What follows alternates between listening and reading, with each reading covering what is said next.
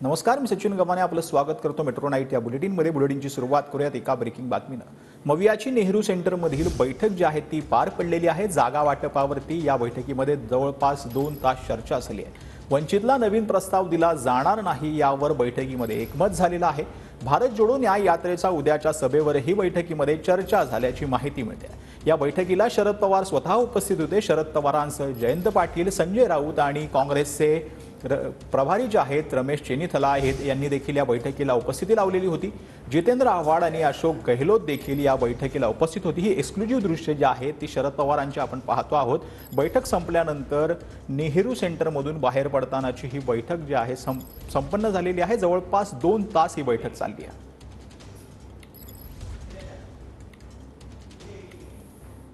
आपले प्रतिनिधी निवृत्ती बाबर आपल्यासोबत फोन लाईनवरती जोडले गेलेले आहेत। निवृत्ती, खरं म्हणजे ही 2 तास बैठक चाललेली आहे आणि ही बैठक जी आहे ती शरद पवारांच्या उपस्थितीत पार पडली आहे। या बैठकीमध्ये नक्की काय काय चर्चा झालेली आहे आणि जागा वाटपाचं जे काही फॉर्म्युला आहे मवियाचा तो ठरलेला आहे का? नक्की सचिन, आपण पाहतोय की महाविकास आघाडीची महत्वपूर्ण बैठक जी आहे ती नेहरू सेंटर या ठिकाणी पार पडली। या बैठकीला राष्ट्रवादी काँग्रेसचे आणि काँग्रेसचे वरिष्ठ नेते जे आहेत ते स्वतः उपस्थित होते। स्वतः राष्ट्रवादी काँग्रेसचे अध्यक्ष शरद पवार, बाळासाहेब थोरात, त्याचसोबतच महाराष्ट्र काँग्रेसचे प्रभारी चेन्नीथला हे देखील या बैठकीला उपस्थित होते। या बैठकीमध्ये अनेक विषयांवरती चर्चा झालेली आहे।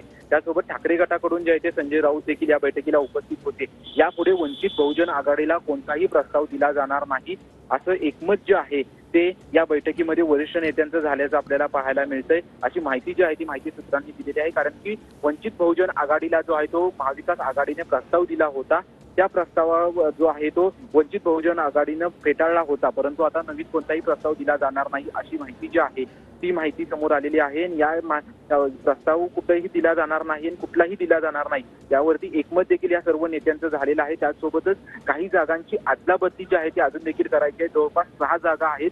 या 6 जागांवरती नक्की कोण लढणार याविषयी अजून महाविकास आघाडीमध्ये एकमत नव्हतं, परंतु या बैठकीमध्ये एकमत झाल्याची देखील सूत्रांची माहिती आहे।